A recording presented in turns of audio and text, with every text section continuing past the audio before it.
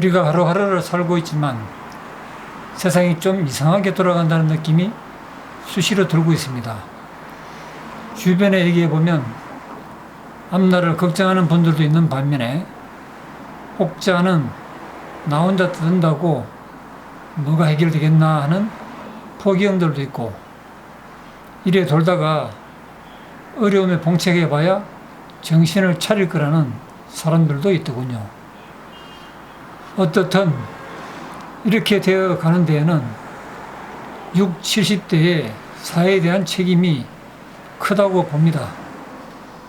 그냥 이기심으로 가득 차 있는 어른 세대들이 아니라고 부인할 수가 없습니다. 우리 민족은 개성과 개인 성향이 강하기 때문에 정치적 지도자를 잘 만나면 어느 민족 이상의 힘을 발휘하고, 그렇지 못하면 어려운 집단이 되는 것 같습니다. 우리는 어디로 가는가라는 주제로 우리의 실상을 말씀드려 보고자 합니다. 공감하시는 분들이 많아져서 권리주장과 시민의식이 고조됐으면 하는 바람입니다.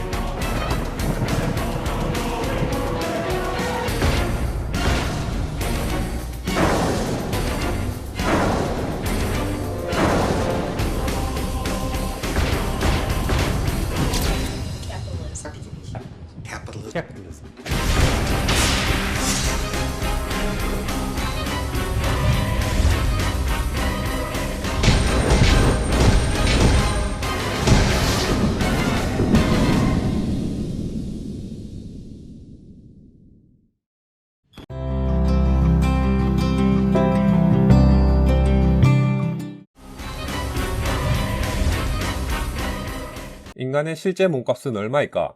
인터넷에 이른바 몸값 계산기라는 것이 떠돌아다닌다고 한다. 오네.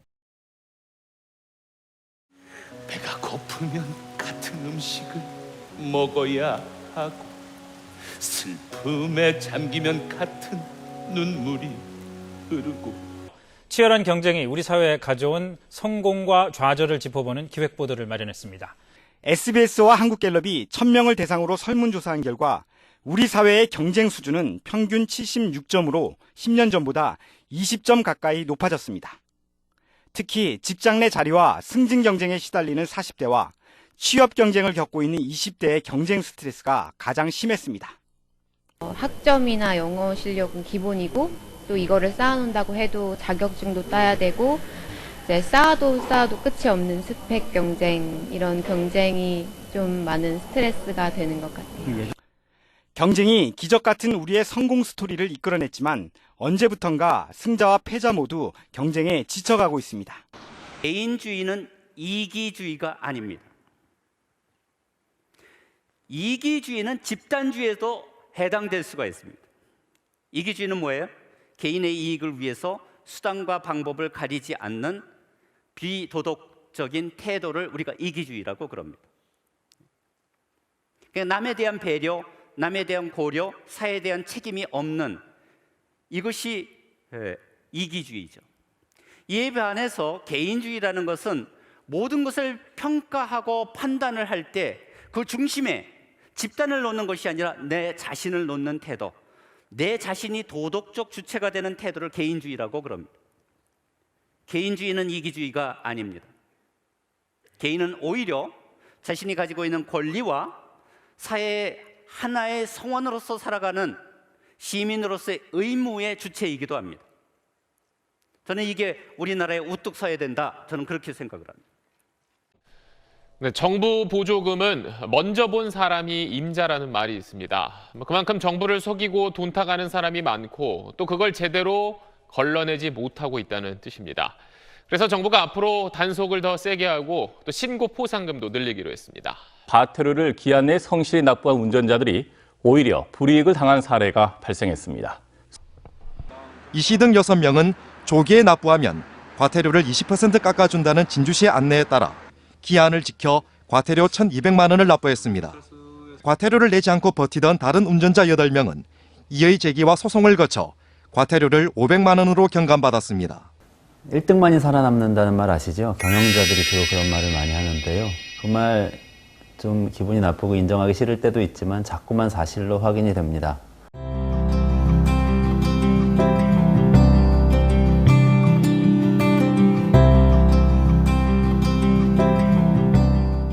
가계 동향 조사가 나왔는데 역시 이 빈부격차가 더 심해졌다라는 좀 무거운 소식을 좀 전해드릴 수밖에 없습니다. 열심히 노력하면 지금보다 잘 살 수 있다는 믿음이 갈수록 옅어지고 있습니다. 개천에서 용난다는 건 옛말일 뿐이고 계층 간 이동을 가능하게 하는 사다리 찾기가 힘들어졌다는 겁니다. 보통 가족하면 부부와 2 자녀로 구성된 4인 가족 많이 떠올리셨죠? 그런데 이제는 옛말이 됐습니다. 혼자 사는 나홀로 1인 가구가 우리나라에서 가장 흔한 가구의 형태로 자리 잡았습니다. 이사한 집에서는 한 8년간 살았지만 그래도 앞집에 누가 사는지도 모르고 그 앞집 아저씨랑 같이 엘리베이터를 탄 다음에서야 층수를 같이 누르고 나서 이웃 사촌이라는 걸 알았거든요. 우리는 각자 도생에 익숙한 사람들입니다. We are losing our listening. We spend roughly 60% of our communication time listening, but we're not very good at it. We retain just 25% of what we hear.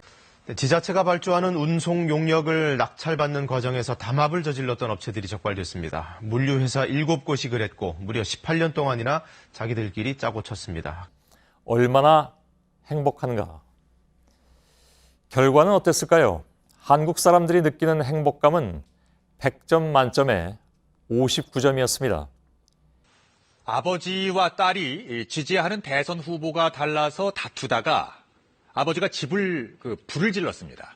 저희 나라도 이제는 성적인 거에도 그렇고 많이 개방화가 됐잖아요. 그러니까 지금쯤이면 그건 폐지가 되는 게 맞지 않을까. 병원장, 변호사 등 사회 지도층에서 지능적인 부동산 세금 탈세가 만연해 있는 것으로 나타났습니다. 검찰이 정재찬 전 공정거래위원장과 김학현, 신영선 전 부위원장을 구속 기소했습니다. 검찰 조사 결과 공정위는 주요 대기업을 압박해 퇴직자 일자리를 마련하고 급여와 처우까지 자체적으로 결정했습니다. 이들은 청년 일용직 잡부입니다. 청년들이 너무 많아요. 번듯한 대학을 나와도 번듯한 직장을 구하기가 어려우니까. 네, 검찰이 기소한 건수가 모두 695건입니다. 네. 이 가운데 외부인 청탁이 367건으로 가장 많았습니다. 올해 8월 기준으로 비정규직은 전체 근로자의 36.4%, 12년 만에 최고치를 기록했습니다. 헬조선이란 말 들어보셨나요? 우리나라에 사는 게 마치 지옥 같다는 뜻인데 온라인을 중심으로 급속도로 퍼지고 있습니다. 3포, 5포 세대를 넘어 M포 세대란 말까지 유행하며 청년층의 좌절은 갈수록 깊어지고 있습니다.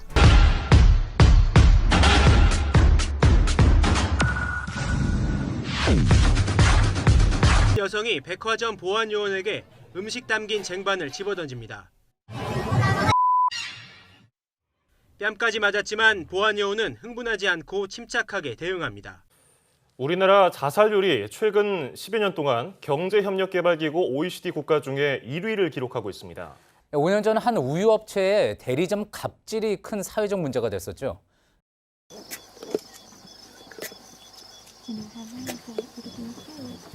경영권을 대물림할 때마다 편법 상속이나 증여로 인한 잡음이 반복되고 있습니다. 기업이 이윤을 추구하는 거야 당연하지만 사회적 책임까지 무시해서는 안 된다는 비판의 목소리가 커지고 있습니다.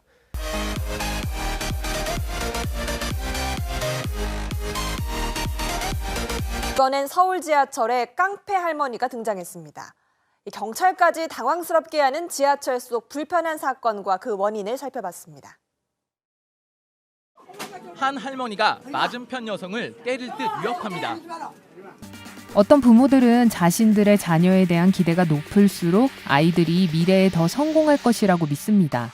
하지만 확실히 육아는 이런 식으로 되지 않습니다. 전국 교직원 노동조합이 법의 노조 통보 철회 등 3대 교육적폐 청산을 요구하며 연가 투쟁을 벌였습니다. 오는 10일 의료 파업의 핵심 변수로 떠올랐던 전공의들의 파업 참여가 결정됐습니다. 불황에 늪에 빠진 우리 경제의 설상가상, 파업의 전운이 감돌고 있습니다. 이 대한민국은 명실상부한 세계 1위의 성형 천국입니다. 그런데 외신들이 대한민국의 성형 부작용에 시달리는 환자가 넘쳐난다며 돈 장사를 하는 한국 성형외과를 비판하고 나섰습니다. 갈등을 제도적으로 해소해야 할 정치권은 진영 논리에 매몰된 채 격해진 민심을 부추기면서 정치의 실종, 대의민주주의의 위기라는 비판이 커지고 있습니다. 고교 무상교육, 최저임금과 기초연금 인상, 여야의 총선 공약을 모두 실현하려면 288조 원이 필요합니다. 최근 지금 작년 말부터 해서 올해 초까지 굉장히 가격이 이제 급등을 하고 있는데요. 왜냐하면 이 지역들은 이제 수원 8달구를 제외하면 이제 다 이제 그 비조정 지역이라서.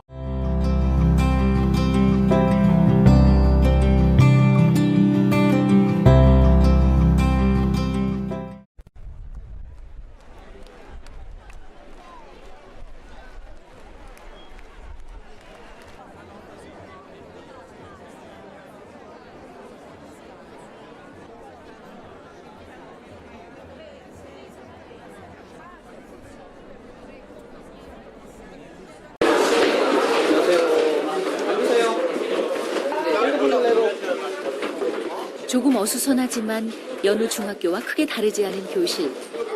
그런데 이상한 건 아이들과 전혀 눈을 맞추지 않는 선생님 시선입니다. 나만 잘 먹고 잘 살면 된다는 생각이 팽배한 오늘날, 라가디아 판사의 남을 배려하는 소통 능력, 브란트 수상의 잘못을 인정할 수 있는 용기, 이 두 가지 가치야말로 이 시대에 반드시 필요한 진정한 핵심 가치가 아닐까?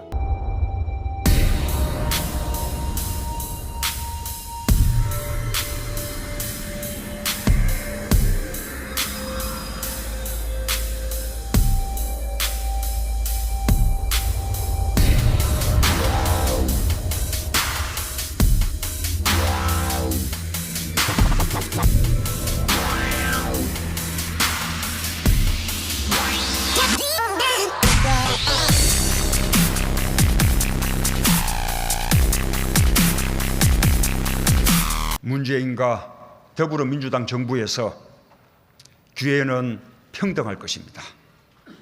과정은 공정할 것입니다. 결과는 정의로울 것입니다. 낙하산 인사를 취재하면서 주목한 것 중에 하나는 과거에 낙하산 인사로 질타를 받았던 공공기관이 문재인 정부 들어서는 좀 나아졌느냐 하는 부분이었습니다. 그러나 박근혜 최순실 국정농단 사건에 휘말렸던 것도 또 원전 비리에 연루됐던 것도 낙하산 인사는 여전했습니다. 지난해 우리나라의 1인당 국민 총소득이 사상 처음으로 선진국 대열의 기준으로 평가받는 3만 달러를 넘어섰습니다. 네, 한국은행 자료를 보면 지난해 우리나라의 1인당 국민 총소득 GNI가 31,349달러로 집계됐습니다.